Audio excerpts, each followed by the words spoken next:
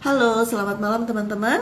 Kita ketemu lagi ya di IG Live di episode yang ke-45. Dan malam ini saya mengambil judul High Performer, apakah sama dengan hypo gitu ya, high potential? Jawaban saya adalah belum tentu gitu ya. Kenapa belum tentu? Mari kita kupas gitu ya. Teman-teman, saya mengambil judul ini karena berangkat dari berbagai macam fenomena, termasuk yang terjadi di klien saya, bahwa orang kalau sudah kerja bagus maka dia pantas untuk kita promosi. Tetapi sering sekali gitu ya, kita lupa. Ada 3 hal gitu yang kita sering lupa. Ini orang sebelum kita promosi, kita sebetulnya harus mengecek dia bisa nggak mimpin orang lain gitu ya. 1, dia bisa nggak untuk ngelit orang lain. Yang kedua, dia bisa nggak untuk develop orang lain. Bukan hanya ngelit dan memastikan pekerjaan selesai, tetapi dia juga dituntut untuk bisa mendevelop orang lain. Dan yang ketiga, dia siap nggak kalau diberikan tanggung jawab yang lebih besar. Artinya kita bicara di sini adalah tingkat maturitas orang itu sebelum dia kita promosikan gitu ya. Karena kalau dia belum mature dan kemudian kita promosikan, yang ada pasti nanti akan banyak drama. Nanti saya akan ulas secara detailnya ya. Nah, kemudian gitu ya, yang terjadi kalau kita tidak mengecek 3 yang tadi, yaitu dia bisa mimpin orang atau tidak, dia bisa develop orang atau tidak, dan yang ketiga adalah apakah dia sudah cukup matang untuk diberikan tanggung jawab yang lebih besar, maka gitu ya, biasanya ketika dia sudah menduduki posisi yang lebih tinggi, orang ini itu pasti akan kelimpungan gitu ya, karena kan ketika kita naik maka tanggung jawab kita lebih besar gitu ya, bukan hanya terkait dengan pekerjaan tapi terkait dengan orang. Nah, orang ini pasti akan kelimpungan. Dulu kerjaannya beres, tapi kemudian ketika dia sudah dipromosi kerjaannya banyak nggak beres. Dengan kata lain, dulu itu dia kayaknya dia problem solver deh, nyelesain masalah. Tapi begitu kita promosikan, kayak masalah banyak dari dia deh, gitu ya. Jadi itu yang banyak terjadi. Nah, kemudian dia itu dulu fokusnya adalah kepada, kalau dia belum mature ya, gitu ya, dia dulu fokusnya kepada output, gitu ya. Bagaimana outputnya bagus, bagaimana outputnya itu bisa sesuai dengan target atau bahkan melebihi target gitu ya. Jadi fokusnya adalah kepada output dulu. Tapi kalau dia belum matang dan kita promosikan, maka kemudian dia pasti fokusnya adalah kepada drama gitu ya. Nah, itu yang kemudian kalau itu terjadi, itu kita kan sering bertanya-tanya, ini dulu dia bagus banget loh gitu ya, kok sekarang dia nggak perform ya gitu ya, kok sekarang banyak drama ya yang terjadi ya gitu ya, kok dulu anak buahnya si A misalnya, anak buahnya ini bagus, tapi kemudian setelah dia dapat promosi baru gitu ya, ini kenapa anak buahnya punya atasannya dia, kenapa performnya jadi nyungsep ya gitu ya. Itu karena apa? Karena kita belum mengecek 3 tadi sebelum kita promosikan. Dia bisa mimpin atau tidak, kemudian yang kedua dia bisa develop orang atau tidak, dan yang ketiga adalah apakah dia sudah cukup matang untuk menjadi leader gitu ya. Karena ketika kita bicara kematangan, kita bicara tanggung jawab yang lebih besar, bukan hanya pekerjaan tetapi orang. Baik, kalau kita melihat seperti itu gitu ya teman-teman, kita lihat hasil riset nih ya. Seperti biasa dari fenomena kita ke riset.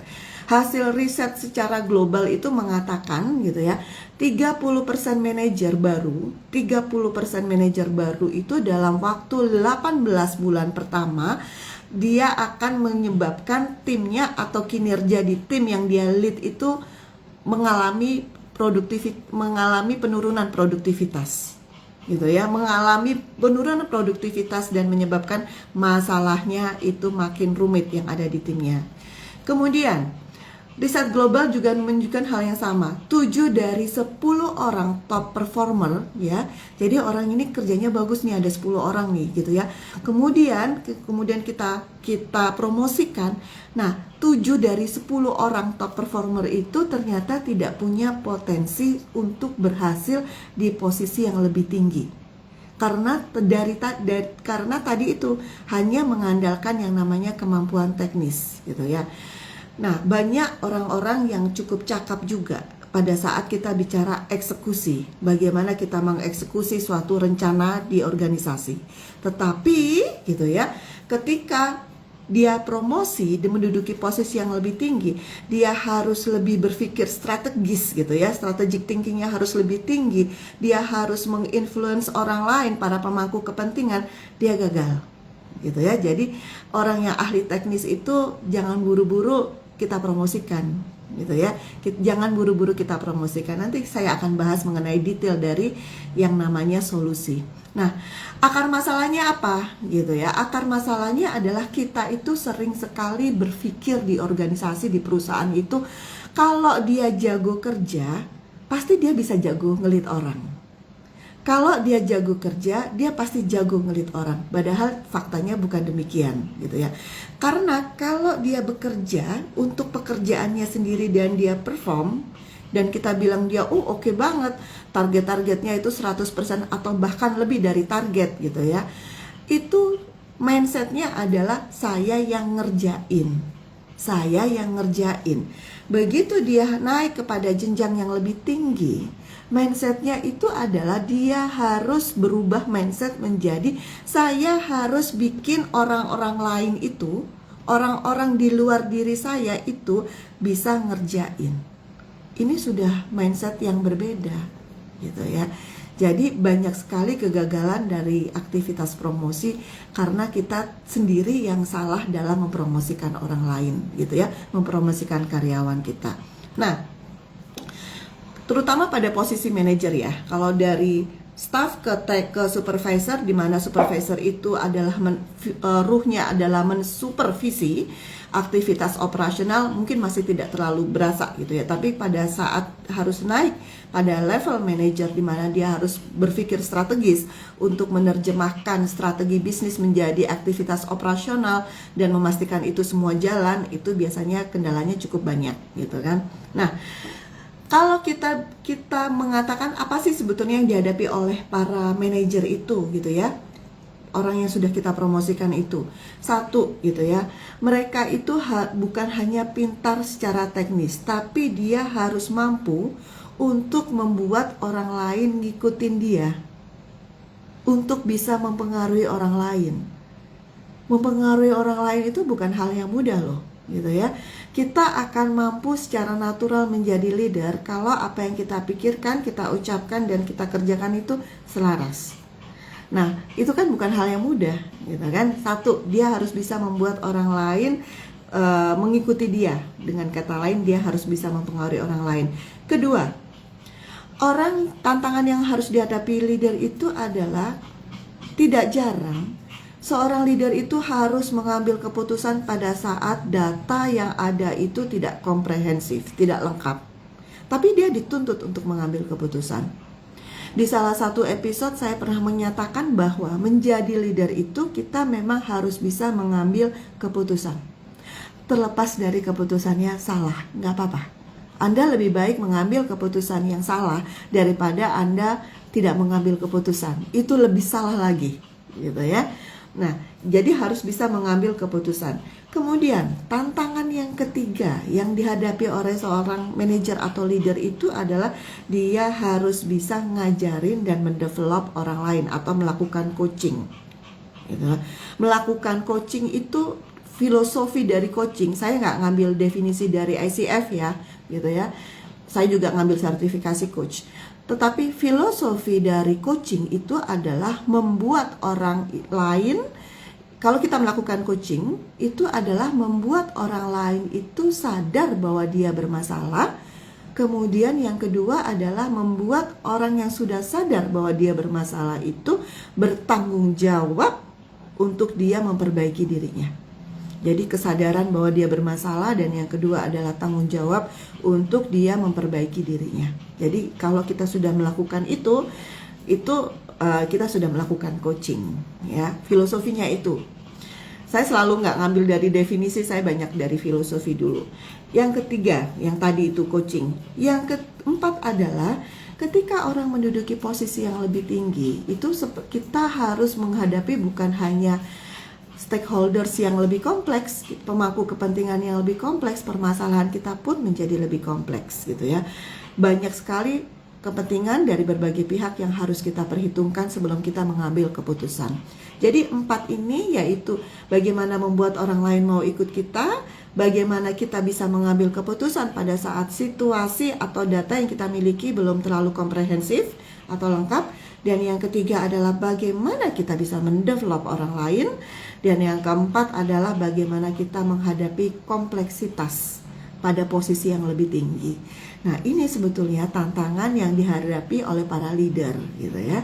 Baik, kalau 4 ini nggak ada gitu ya, apa yang terjadi gitu kan? Kalau dia tidak bisa melakukan keempat hal gitu ya, tidak bisa mengatasi keempat hal, jelas bahwa buru-buru daripada saya menyuruh orang lain dan orang lain itu bikin banyak kesalahan, lebih baik saya kerjain sendiri. Kemudian yang kedua adalah micromanagement. Micromanagement itu membuat tim kita tidak akan mandiri. Micromanagement itu boleh nggak? Boleh banget, dengan catatan bahwa kalau tim kita memang belum mature, gitu ya. Ada konsep yang namanya situational leadership. Kapan kita tarik ulur ya? Kapan kita harus micromanagement? Kapan kita harus melepas dia untuk kemudian bisa men-setup target-targetnya sendiri? Saya pribadi, kalau tim saya lihat dia cukup mature, kemudian saya suruh dia untuk bikin target sendiri gitu ya. Oke, segala macam, tapi kemudian kedodoran, ya kalau udah mulai kedodoran ya kencengin lagi gitu ya, dengan menerapkan yang namanya micromanagement sampai per jamnya dia ngapain tuh saya pelototin tuh gitu ya. Karena balik lagi gitu ya, at the end kita memang harus perform di dalam tim. Jadi kalau kapan kita harus tarik ulur, kita harus tahu situasi. Ada konsep yang namanya situational leadership untuk itu. Harusnya belancat. Nah, kemudian gitu ya, kalau leadernya tidak bisa mengatasi keempat tantangan tadi, jelas dong yang namanya dia burnout, capek dan sebagainya. Dan kemudian kalau kita mempromosikan orang tanpa kita mengecek ketiga tadi yang di depan tadi, dampaknya ke perusahaan apa? Jelas gitu ya. Perusahaan itu rugi. Rugi karena dia kehilangan orang teknis yang terbaik. Rugi kalau dia kehilangan orang teknis yang terbaik. Contoh paling banyak itu misalnya orang sales gitu ya. Orang sales itu karakteristiknya kan kebanyakan adalah orang lapangan. Dia bagus banget kalau dia harus menginfluence customer gitu kan. Oh, dia perform banget salesnya, targetnya selalu lebih gitu ya. Oke banget bla bla bla bla, dia udah waktunya untuk kita promosikan. Itu kalau kita nggak hati-hati sekali, asal promosi, yang terjadi adalah perusahaan akan kehilangan jago sales yang secara revenue itu bisa merugi gitu ya. Kemudian perusahaan juga nggak akan dapat leader yang bagus. Rugi 2 kali. Kehilangan orang yang memang mumpuni di bidang teknis, dan yang kedua adalah perusahaan tidak akan mendapatkan leader yang bagus. 2 kali rugi gitu ya. Karyawannya pun juga akan frustasi ya. Mari kita lihat gitu ya solusi. Saya selalu banyak bicara solusi. Apa yang harus dilakukan oleh perusahaan? Perusahaan yang pertama itu adalah mengecek 3 hal gitu ya sebelum melakukan promosi. Saya tidak mau yang berteori dengan ini literatur buku bilangnya gini-gini. Enggak. Kita langsung ke solusi praktis gitu ya. Solusi praktis yang bisa kita lakukan. Cek dulu gitu ya. Pertama adalah kita harus paham bahwa kalau orang itu kerja bagus. Kalau orang itu kerja bagus, itu ibaratnya adalah hanya pintu gerbang. Sama, kita ini sama seperti ijazah, sama seperti IPK, gitu ya. Ijazah, IPK itu cuma tiket aja tuh masuk ke dunia kerja. Tetapi untuk menentukan kita berhasil, gitu ya, berhasil di dunia kerja itu butuh lebih dari sekedar yang namanya jenjang pendidikan, ijazah gitu ya. Dan kemudian yang kedua adalah IPK segala macam, itu hanya tiket belaka. Tapi tidak menjamin keberhasilan kita. Itu kalau konsep kompetensi itu 10%-nya aja. Tetapi 90% itu kita bicara adalah sikap kerja kita gitu ya. Soft skills kita yang memang dibutuhkan di dunia kerja. Nah, itu yang pertama gitu kan. Kemudian yang kedua, kita harus ngecek juga nih gitu ya. Kalau tadi kita bicara dia kerja bagus, jelas dong karyawan kalau nggak kerja bagus dia pasti nggak punya peluang gitu ya. Dia pasti nggak punya peluang untuk dapat promosi. Jadi starting pointnya dia kerja bagus. Satu. Kemudian dia punya potensi untuk ngelit orang atau enggak. Ini saya mengatakan kalau tadi itu adalah pintu gerbang, potensi untuk ngelit orang itu adalah wajib. Wajib dimiliki sebelum kita potensi ya, potensi. Wajib dimiliki sebelum kita promosi orang itu, gitu ya. Indikatornya apa? Padahal di dalam pekerjaan sehari-hari dia nggak punya anak buah. Gimana kita bisa tahu bahwa dia punya potensi untuk ngelit orang? Gampang sebetulnya, gitu ya. Nggak usah ke asesmen dulu lah, gitu ya. Itu kalau bahasa saya, kita nggak usah daki-daki dulu lah ya, kita membumi dulu, gitu kan? Untuk bisa melihat dalam keseharian dia punya potensi ngelit orang, gitu kan? Itu yang pertama adalah kita bisa lihat nih, orang ini panikan atau enggak? Orang ini panikan atau enggak? Kalau dalam situasi yang genting, situasi yang enggak jelas, kemudian dia panikan, dia nggak bisa. Dia nggak punya potensi untuk ngelit orang. Kemudian, orang ini fragile nggak kalau dikritik? Baperan nggak kalau dikritik? Kalau begitu dikritik dalam keseharian, misalnya dia kerja kurang bagus gitu ya, kemudian kita kasih feedback, bagaimanapun caranya gitu ya, itu dia langsung merasa bahwa orang lain yang memberi feedback itu menyerang dirinya. Menyerang dirinya, bukan memberi feedback atau umpan balik terhadap pekerjaannya. Jadi dengan kata lain, dia tidak bisa memimpin orang lain itu kalau dia belum bisa membedakan antara dirinya dengan pekerjaannya.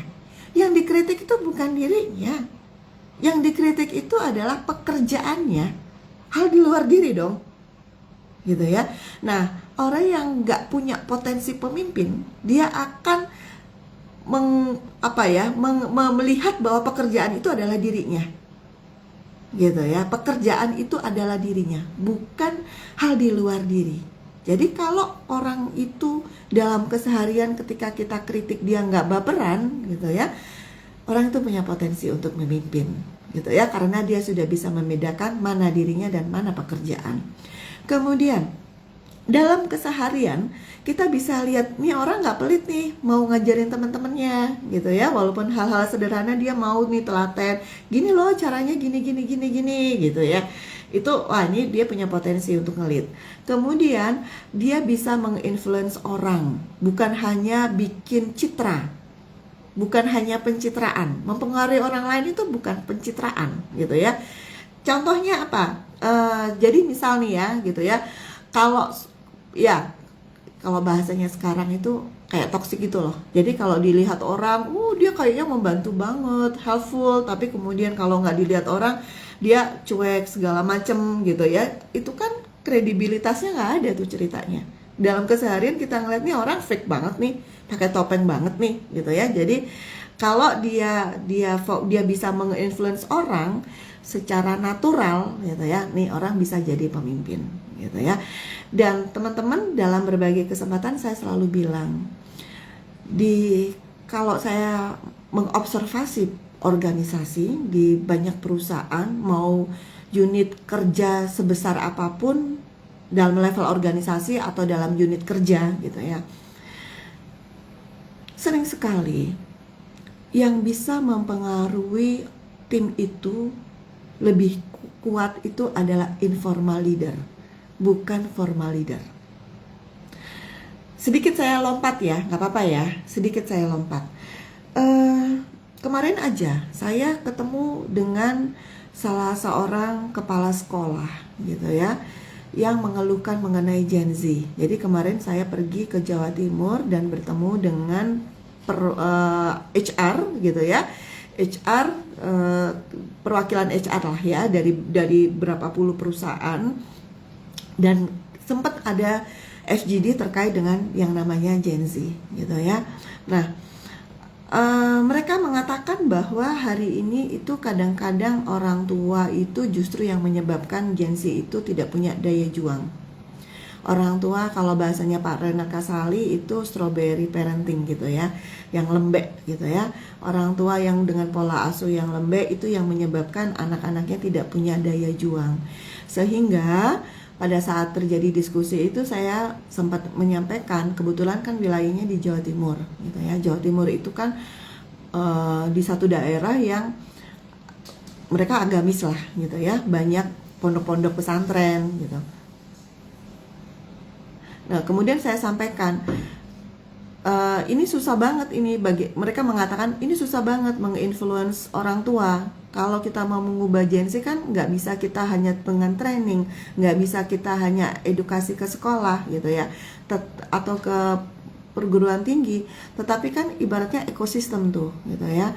Terus mereka bilang, iya contohnya nih ya, Gen Z-nya udah dapat pekerjaan, kemudian pekerjaannya tempatnya jauh, terus sama orang tuanya disuruh balik, dibeliin tiket disuruh balik gitu ya, udah nak nggak usah kerja, di rumah aja gitu ya. Terus saya bilang, nggak bisa Pak gitu kan, itu kita harus mengedukasi orang tua. Mengedukasi orang tua itu nggak bisa kalau kita bikin training buat orang tuanya, itu useless lah gitu ya. Orang tua disuruh ikut training gitu ya, dia merasa bahwa ini kan rumah tangga saya, ini anak-anak saya gitu ya, apa urusan sama orang luar gitu ya. Jadi itu kebanyakan orang tua ya, apalagi kalau anaknya udah gede. Sehingga saya bilang, coba dekatin di masyarakat itu siapa yang menjadi informal leader, which is informal leader di masyarakat itu kan Pak Kiai gitu ya. Saya bilang, berarti kita harus membangun hubungan dengan Pak Kiai gitu, supaya Pak Kiainya itu bisa mengedukasi orang tua. Artinya apa teman-teman? Balik lagi, itu dalam konteks society ya gitu, ekosistem ya di masyarakat di situ. Nah, balik lagi, kalau di organisasi gitu ya, memang kita, kalau saya diskusi dengan klien dan mulai bicara mengenai change management, saya selalu bilang oke, gitu ya, yang namanya leader formal itu bolehlah pakai surat-surat, tetapi kalau kita mau beresin masalah yang disebabkan oleh tim ini gitu ya, yang kita perlu cari adalah siapa yang menjadi informal leader. Dan informal leader itu kecenderungannya nggak butuh panggung, nggak butuh panggung. Informal leader itu senyap, tapi teman-temannya nurut sama dia gitu ya. Dia nggak akan menonjolkan diri untuk biar kelihatan, nggak, dia diem di belakang, tapi dia bisa menggerakkan orang-orangnya. Dan waktu dengan klien itu ya terjadilah itu gitu ya. Jadi ini yang harus kita pahami, siapa yang menjadi informal leader. Kalau orang yang mau kita promosi ini dia adalah seorang informal leader buat timnya, bisa tuh kita bisa punya potensi untuk kita promosikan. Sorry ya agak lompat tadi ya. Oke, tadi saya mengatakan gitu ya, pertama cek 3 hal, bagus nggak kerjanya. Kemudian yang kedua adalah punya potensi memimpin nggak. Gimana caranya dalam keseharian, cek dia panikan nggak gitu ya, dia fragile nggak kalau dikritik. Maaf ya, polusi suara. Kemudian yang ketiga, dia bisa mau ngajarin orang nggak. Kemudian dia informal leader nggak gitu ya. Jadi kemudian yang ketiga, kita harus cek lagi gitu ya, dia siap nggak untuk dipromosi. Ini kayak rem. Kalau tadi saya mengatakan gerbang, yaitu dia kerja bagus. Kemudian yang kedua saya mengatakan yang wajib, yaitu dia punya potensi untuk memimpin. Dan yang ketiga ini adalah kita cek dia siap atau enggak. Kalau dia belum mature, tahan dulu. Kalau dia belum siap, belum mature, itu tahan dulu gitu ya. Kemudian gitu ya, dia punya, kalau tahu nggak maturitasnya itu tahu dari mana gitu ya. Ya, itu kan sebetulnya kalau kita melihat indikator yang tadi gitu ya, itu kan sebetulnya kita bisa melihat orang ini mature atau enggak gitu kan. Nah, kemudian gitu ya, yang kedua yang kita harus lakukan sebelum kita promosi orang itu adalah kita melatih 3 skill. 3 skill yang harus dimiliki oleh karyawan kita sebelum kita promosi. Skill yang pertama, skill komunikasi, skill bagaimana dia bisa mengkomunikasikan sesuatu yang tidak populer. Skill bagaimana dia bisa mengkomunikasikan sesuatu yang tidak populer. gitu ya. Jadi gitu ya, kalau dia bisa mengkomunikasikan sesuatu yang tidak populer, itu dia bagus gitu ya, cara menyampaikannya, cara mengkomunikasikan nggak dar gitu ya, dia bagus tuh gitu ya. Kemudian itu skill komunikasi. Yang juga dalam skill komunikasi ini adalah skill bagaimana dia menyatakan ketidaksetujuan gitu ya. Kalau kita memang banyak dipengaruhi oleh budaya ya gitu ya. Jadi kalau dia nggak setuju, itu biasanya kayak apa sih? Apakah dia nggak setuju itu dia langsung reaktif, ngegas gitu ya, atau dia diem supaya nggak terjadi konflik. Maka kita perlu membantu dia untuk punya skill bagaimana dia harus menyampaikan hal yang tidak populer buat timnya.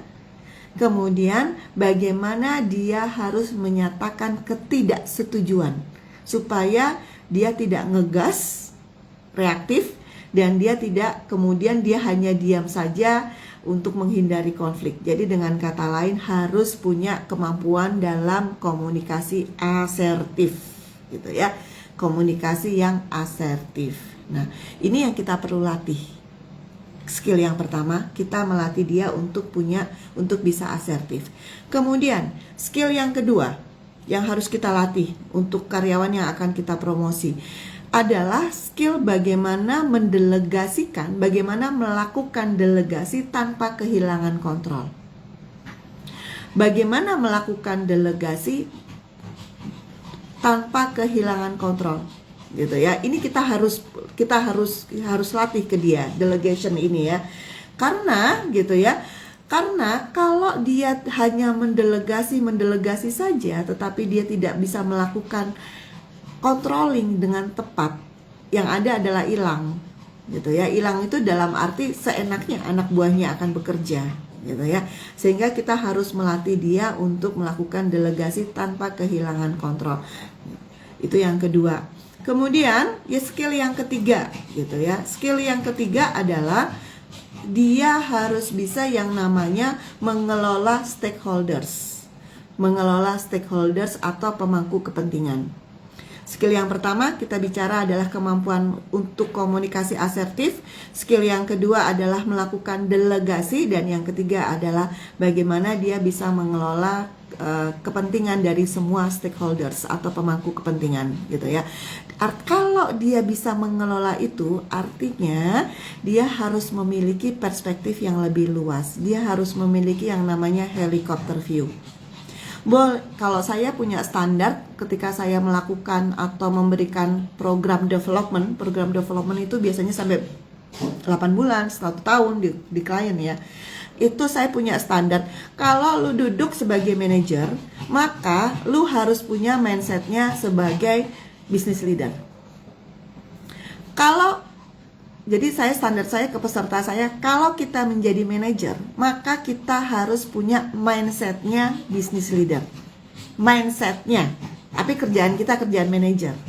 Tapi mindset kita mindset direktur. Supaya apa? Supaya kita tahu ini pekerjaan kalau di dalam gini, analoginya helicopter view. Manajer itu ada yang ngelola hutan, ada yang ngelola danau, ada yang ngelola padang pasir gitu ya, ada yang mengelola padang rumput dan sebagainya. Bolehlah kita mengelola danau misalnya gitu ya. Boleh kita mengelola danau, tapi kita harus punya helicopter view untuk bisa melihat bagaimana danau ini dipengaruhi dan mempengaruhi hutan gitu ya, ekosistem di hutan dan sebagainya. Supaya apa? Tidak terjadi yang namanya silo. Termasuk stakeholder di luar organisasi gitu ya. Kenapa sih kita harus memperhatikan yang namanya regulator? Kenapa kita harus memperhatikan yang namanya pemegang saham, shareholder? Kenapa kita harus memperhatikan media gitu ya untuk membentuk citra perusahaan dan sebagainya. Jadi skill itu yang harus kita miliki. 3 skill yang harus kita latih ya, saya ulangi lagi. Pertama adalah skill untuk komunikasi asertif. Komunikasi asertif menyampaikan hal yang tidak populer, komunikasi asertif untuk menyatakan ketidaksetujuan gitu ya. Yang kedua adalah skill untuk melakukan delegasi tanpa kehilangan kontrol, dan yang ketiga adalah bagaimana dia bisa mengelola stakeholders. Itu yang kita harus lakukan gitu ya kepada para karyawan kita yang akan kita promosi. Baik, dari teman-teman ada pertanyaan nggak? Ada Pak Triyono Kartono. Bapak sudah sehat ya Pak? Alhamdulillah, sudah lama tidak bersilaturahmi, entah berapa tahun ini ya Pak ya, sejak pandemi kalau nggak salah terakhir ya. Baik, teman-teman ada pertanyaan? Kalau tidak ada, sekarang sudah pukul 20:34. Sesekali ya, kita 30 menit molor dikit, biasanya 30 menit molornya 15 menit gitu ya, sampai 25 menit sesekali ya. Saya capek, jadi saya mau istirahat dulu dari luar kota. Baik, itu saja dari saya teman-teman. Saya coba untuk summary-kan secara ini ya, dari awal ya. Fenomena kita itu suka sekali promosi orang karena orangnya kerja bagus. Padahal kerja bagus itu hanya starting point, hanya pintu gerbang gitu ya. Kita sering sekali promosi orang, kita nggak ngecek orang ini bisa ngelit atau enggak, orang ini bisa develop orang atau enggak, orang ini sudah matang atau tidak gitu ya. Kita sering sekali terpukau dengan kinerja saja, padahal kita belum melakukan ngecek gitu ya, checking untuk 3 hal itu. Nah kemudian riset saya nggak bahas gitu ya. Solusinya apa yang harus kita lakukan? Solusinya yang tadi ya gitu ya, cek dulu gitu ya. Apa kita harus provide dia gitu ya. Yang pasti satu, dia sebelum promosi yang pasti adalah satu, dia bisa kerja bagus. Kemudian yang kedua adalah dia punya potensi untuk memimpin, punya potensi, nggak usah dikirim ke psikolog dulu gitu ya. Sorry ya, saya kadang-kadang kalau ngasih saran itu ini banget, suka dilirikin sama teman-teman seprofesi gitu ya. Tapi ya itu praktikal gitu ya. Coba kuatkan dari aspek observasi. Orang ini oke nggak dalam keseharian segala macam gitu ya. Dia bisa punya potensi mimpin atau enggak, dia informal leader atau enggak gitu ya. Dia panikan atau enggak, dia baperan atau enggak gitu ya. Kita mesti ngecek. Kemudian yang ketiga adalah kita harus cek maturitasnya gitu ya. Kemudian kita juga harus melatih dia untuk skill untuk komunikasi asertif, skill untuk delegasi, dan skill untuk mengelola stakeholders. Itu saja dari saya teman-teman. Kalau ada pertanyaan bisa DM, bisa WA gitu ya. Bisa DM, bisa WA saya. Kemudian kalau ada usulan, Fir, angkat dong fenomena mengenai pengelolaan people di organisasi yang terkait ini nih, yang sekarang lagi ngetren nih gitu ya. Oh, kasus Tumblr mungkin ya, ntar ya saya pikirin gitu ya, dari aspek apa gitu ya. Kasus Tumblr kayak menarik deh. Nanti deh hari Senin ya, saya akan coba untuk angkat itu, mumpung masih hot gitu. Baik, itu saja dari saya. Terima kasih banyak. Rekamannya seperti biasa saya upload di IG saya. Sampai jumpa di episode yang ke-46, dan kita akan bahas fenomena yang lagi ngetrend sekarang gitu ya, lagi rame sekarang, dan apa yang harus kita lakukan sebagai orang yang mengelola people di organisasi supaya tidak merugikan organisasi dan supaya karyawan kita juga bisa berkembang di masa depan ya. Kasihan kan ya, kalau dia punya masalah kemudian dipecat, nah itu kan potensi dia untuk karir juga akan terhambat. Itu saja dari saya teman-teman. Terima kasih banyak dan selamat malam. Saya close ya. Terima kasih.